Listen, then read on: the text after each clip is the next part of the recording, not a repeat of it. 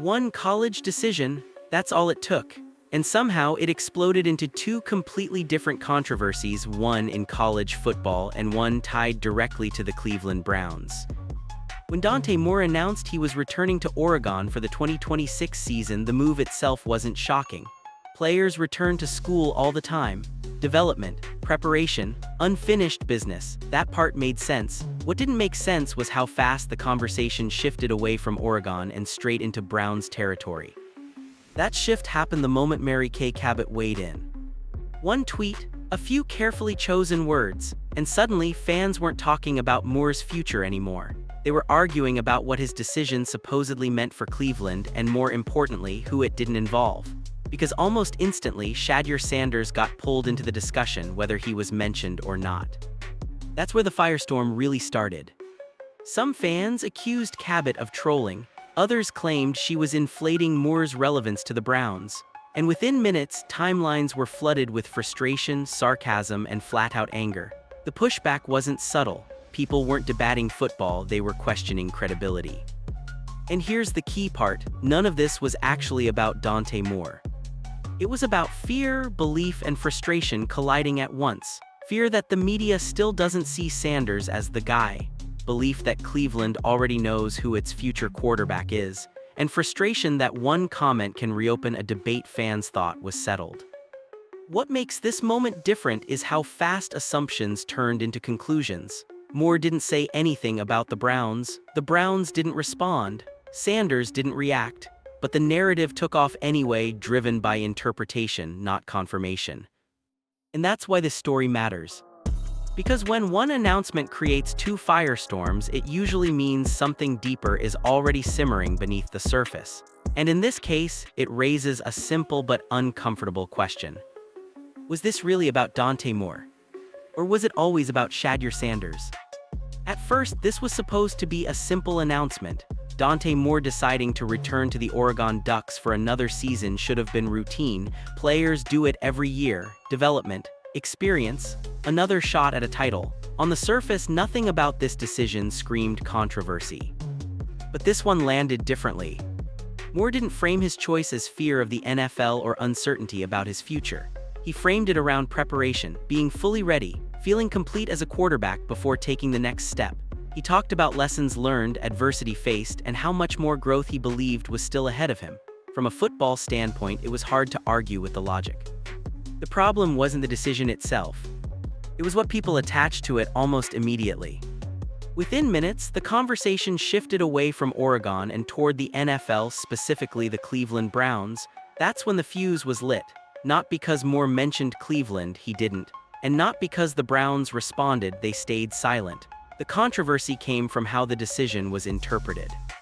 Some fans quickly assumed Moore's return meant he was never seriously considering the NFL this year. Others argued it proved teams weren't sold on him yet. And then came the leap that changed everything, claims that his decision somehow impacted Cleveland's quarterback plans. That assumption didn't sit well with a lot of people. To them, Moore returning to school wasn't Browns news, it was Oregon news, and framing it as anything else felt forced, almost like creating relevance where there wasn't any. That's why emotions escalated so fast. Fans weren't just debating Moore's readiness, they were pushing back against the idea that his choice carried weight in a conversation they felt had already moved on. And once that line was crossed, it stopped being about Moore's development. It became about narrative control. Was this a young quarterback making a smart personal decision? Or was his announcement being used, intentionally or not, to reopen debates about NFL quarterback futures that fans believed were already settled? That's the tension that made this moment explode. Because Dante Moore didn't just choose to stay at Oregon. His decision became a spark, not because of what he said, but because of what others decided it meant. And once that interpretation took hold, the backlash was inevitable. The real explosion didn't come from Dante Moore speaking. It came from a single line posted afterward, and the reaction was immediate. When Mary Kay Cabot tweeted that Moore's decision to return to Oregon impacts the Browns, fans didn't just disagree, they pushed back hard. To a large portion of the Browns fan base, that wording felt loaded. In their eyes, Moore was never a serious option for the Cleveland Browns in the first place. So framing his return as something that altered Cleveland's plans felt misleading, or worse, unnecessary. Almost instantly, replies and quote posts started flooding in, calling the tweet a reach, a stretch, and even outright trolling. What made the backlash so intense wasn't just football disagreement, it was trust.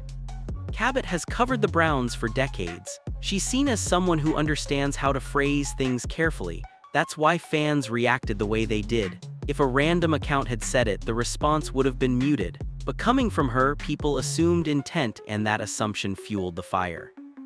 Very quickly, the narrative shifted. Fans weren't debating Moore's talent or decision anymore. They were questioning why his name was even being tied to Cleveland at all. Many argued that if Moore had declared, he would have been headed elsewhere anyway. Others claimed the Browns were never looking in that direction, making the impact framing feel artificial. And that's where Shedeur Sanders entered the conversation without ever being named.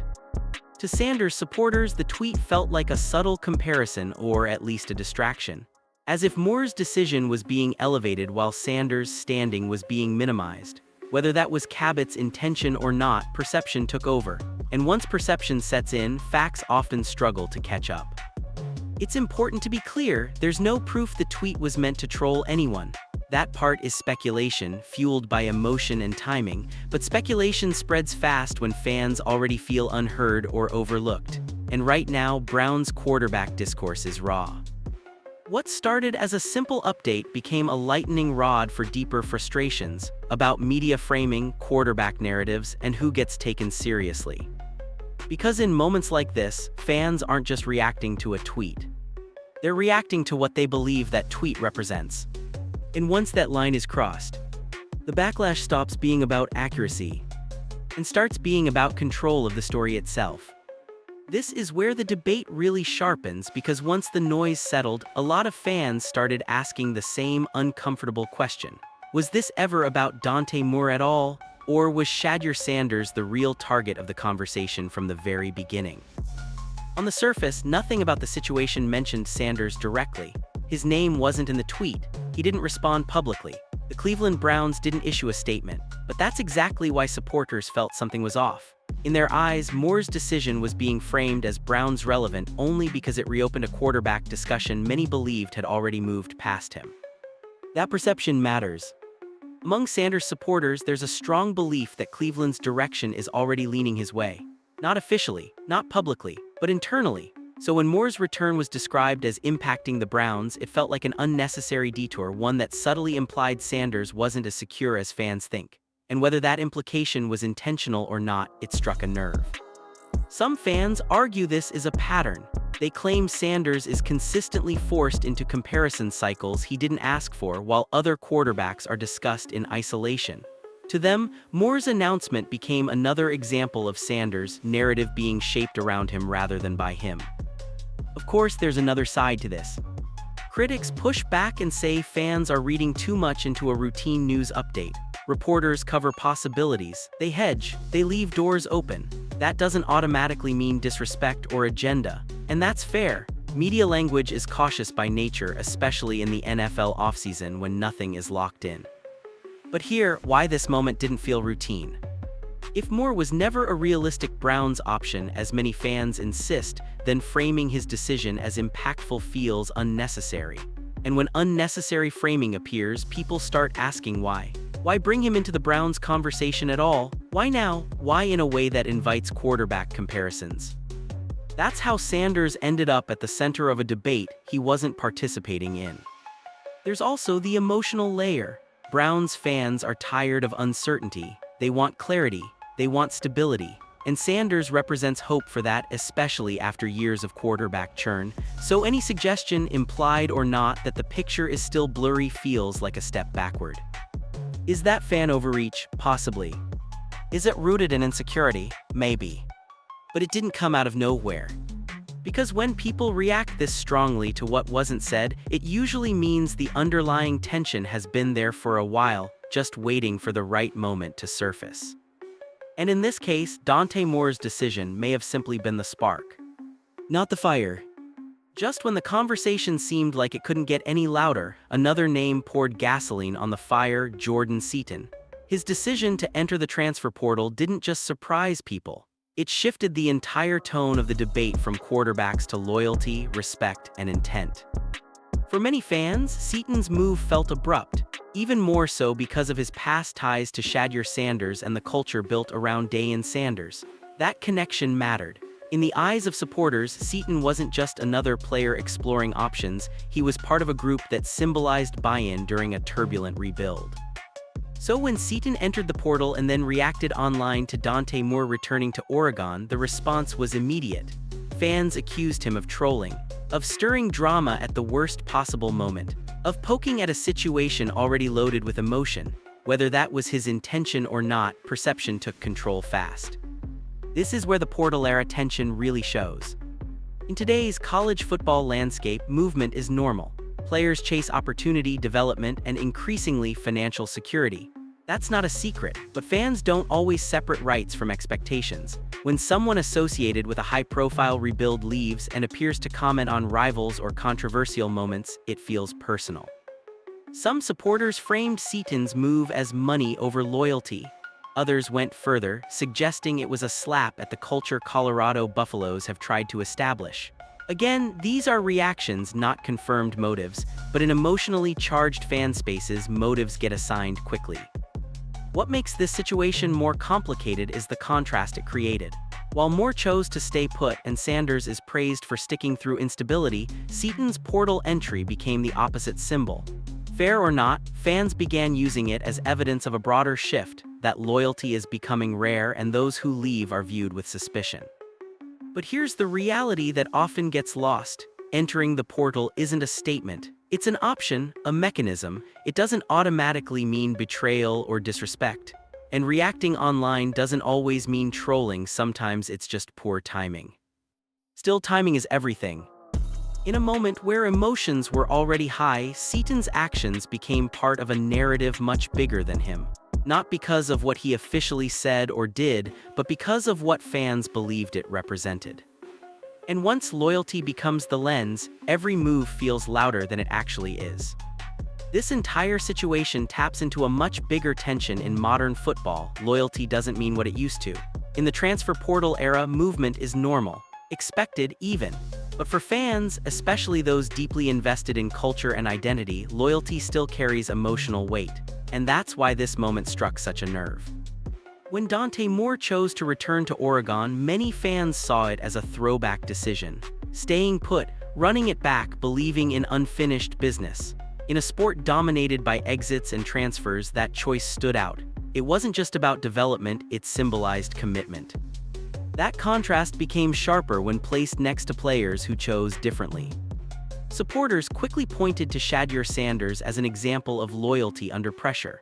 Despite instability, roster turnover, and constant outside noise, Sanders stayed. So did other high-profile teammates. For fans, that mattered. It reinforced the idea that some players were building something, not just passing through. That's why portal decisions like Jordan Seaton's didn't land quietly. Fair or not, fans framed it as a choice between money and belief, between opportunity and culture. That framing may oversimplify reality, but emotionally, it makes sense. When loyalty becomes rare, the few examples of it get amplified and the absence of it gets criticized even louder. This isn't really about right or wrong. Players absolutely deserve freedom. The portal exists for a reason. Situations change, promises shift, careers are short. But fans don't process decisions like front offices do. They process them through stories. And the story many fans are telling themselves right now is that loyalty is becoming the exception, not the rule. That's why moments like Moore staying or Sanders sticking it out feel so powerful. They become symbols, not just football moves. At the same time, this dynamic creates unrealistic expectations. Fans start measuring players against ideals instead of circumstances. They expect commitment in an environment designed for mobility. And when those expectations aren't met, frustration spills over into accusations, speculation, and resentment. That's exactly what happened here. What should have been a series of independent decisions, one player staying, another exploring options, merged into a single emotional narrative about loyalty dying in modern football. And once that narrative takes hold, every move feels connected, even when it is. Because in today's game, loyalty isn't gone. It's just rare enough that when it shows up, people cling to it. At this point, the belief isn't quiet anymore. A growing portion of the fan base is convinced that Shedeur Sanders isn't just an option for the future, he's already the option. And that belief didn't come from one headline or one tweet. It came from patterns stacking up over time. The first thing fans point to is opportunity, or more accurately, the lack of it. Sanders never had what most young quarterbacks get: a clean runway, no full offseason built around him, no consistent first-team reps early on, no stable offensive line to lean on. And yet, he was still thrown into situations where expectations were high and margin for error was thin. For supporters, that matters. They argue you can't fairly judge a quarterback who was never given proper conditions to succeed. And when Sanders showed flashes anyway, under pressure, with limited support, it reinforced the idea that his ceiling hasn't even been touched yet. In their eyes, what others see as inconsistency looks more like survival. That's where the Cleveland Browns context becomes important. Fans have watched Cleveland cycle through quarterbacks for years, often pulling the plug before development could take hold. This time feels different. The Browns haven't rushed to replace Sanders. They haven't aggressively chased another young QB to create an instant competition. They haven't publicly downgraded his role. Silence, again, is being interpreted as trust. There's also the comparison factor. Every time another quarterback's name comes up, Dante, Mendoza, or anyone else, fans immediately stack resumes. Who dealt with more pressure? Who had fewer weapons? Who stayed composed when things broke down? More often than not, Sanders comes out ahead in those debates, at least emotionally. And in fan culture, emotion fuels certainty. Another key point fans raise is timing. They believe 2026 is being quietly framed as his year. Build the offensive line, add a true wide receiver, lock in a head coach aligned with development. Give Sanders a full offseason, then judge him. That logic feels fair, and fairness is something Browns fans haven't felt at quarterback in a long time. Of course, belief doesn't equal confirmation. The organization hasn't made an official declaration, and it's possible fans are filling in gaps with hope. But what's different this time is how unified that belief feels. Sanders isn't being defended as a long shot. He's being defended as the answer who hasn't been allowed to answer yet. And when fans reach that point, when they stop asking if and start asking why not, it usually means the narrative has already shifted. Whether the Browns agree publicly or not, a lot of people already think the decision is made. At the heart of this entire situation is a disconnect that keeps showing up in modern sports coverage. The media and the fans aren't having the same conversation, even when they're talking about the same player. On one side, you have reporters like Mary Kay Cabot, whose job is to leave doors open. Media coverage lives in probabilities, contingencies, and options. Reporters hedge by design. They don't crown starters early. They don't speak in absolutes unless a team does first. From that perspective, mentioning multiple quarterbacks, acknowledging uncertainty, or framing situations as fluid isn't disrespect, it's responsibility. But fans don't consume football that way. Fans want clarity, they want direction. They want to know who the team believes in. And after years of quarterback instability, Browns fans in particular are exhausted by maybes. So when coverage feels like it's reopening debates they believe are already settled, frustration takes over. That's exactly what's happening with Shedeur Sanders.